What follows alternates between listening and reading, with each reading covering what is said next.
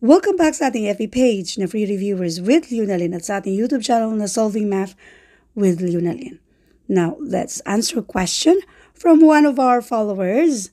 I think matagal na itong sinisend. So, ito yung question niya. Sinisend niya ito sa ating FB page na Free Reviewers with Leonalyn. What is the set of all solutions to the equation? So, yung equation na nandito ay we have square root of x plus 2 equals yung negative x, yung value ni x mismo dito. So, alin kaya dyan sa choices ang value ni x?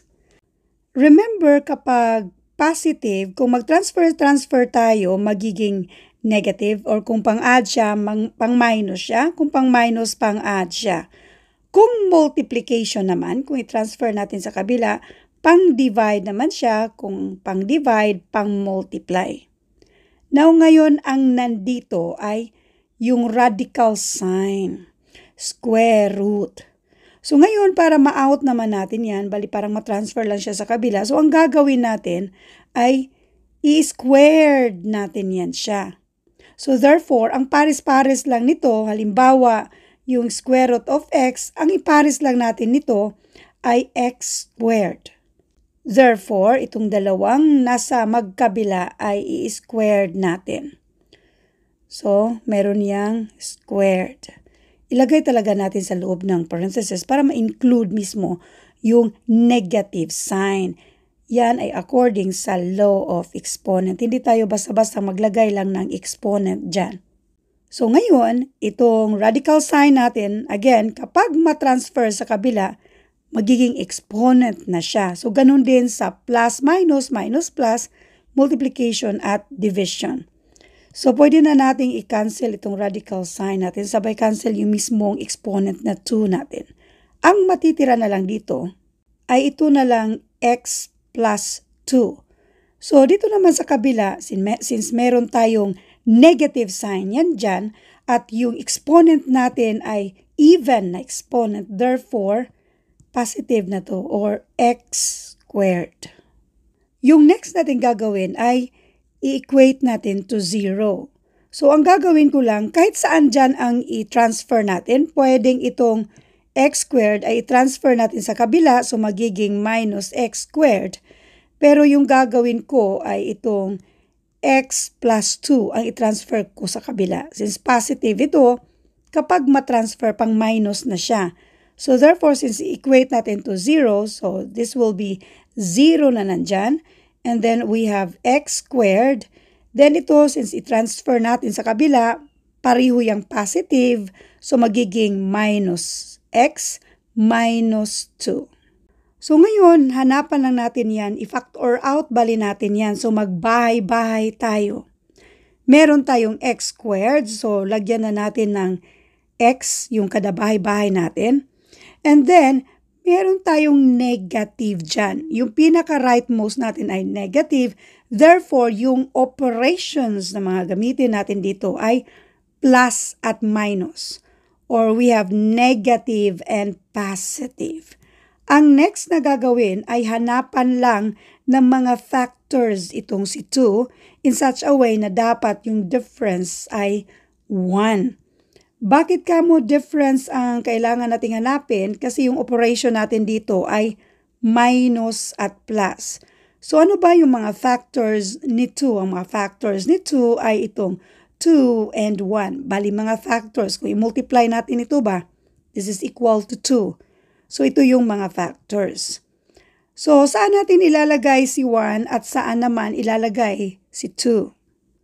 Now, ang makapag-determine kung saan natin ilalagay itong mga numbers na ito ay yung nasa gitna. Yung nasa gitna natin ay negative x. Therefore, kung alin dyan ang pinakamalaking number, doon siya sa negative. So, ito ay 2. So, therefore, dito yung 1.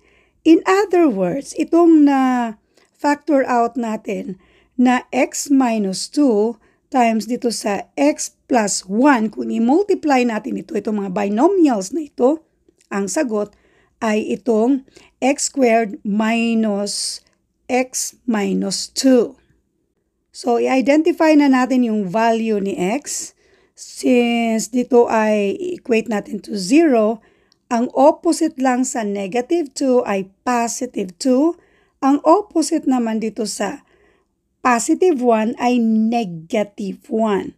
So, bali yung value ni x natin dito ay either positive 2 or itong negative 1. Ang tanong, ano kaya yung tamang sagot dito? I-double check natin kung alin ba sa dalawa ang pwedeng sagot. Yung dalawa ba o isa lang sa kanila? So, gamitin muna natin itong 2 na sagot. Yung value ni x ay 2. Halimbawa, ito ay 2. So, plus 2, ito yung square root natin, equals yung negative, yung value ni x ay 2. So, 2 plus 2 dito sa loob ng ating radical sign, that is equal to 4. And this is negative 2. Now, square root of 4, this is equal to 2. Yung nasa kabila kasi negative 2. So, kung tutuusin, hindi siya pwede. Dito tayo sa negative 1. Now, yung value ni x ay negative 1 plus 2 equals yung negative sign. Okay? Yung negative sign. Ito namang si negative 1. Remember, yan lang yung value ni x. Value kasi siya ni x. So, this is negative 1. Yung isa naman negative 1. Now, dito, negative times negative 1. Pareho ba? Kapag ganito ba, may negative. Tapos yung x, yung value ni x lang naman ang ilalagay natin itong negative 1. So, therefore, yung negative tapos yung mismong value ni x ay negative 1. Kaya, ang ending dito, this is positive 1. So, therefore, delete muna natin to. Therefore, this is positive 1. Yung nasa loob ng radical sign natin. So, negative 1 plus 2, and that is positive 1. So, square root of positive 1 equals 1. So, 1 ay equals sa 1. So, therefore, ang sagot lang talaga dito ay itong letter B, negative 1. Thank you for watching and all. I hope na meron kayong natutunan sa video ito. Thank you and God bless.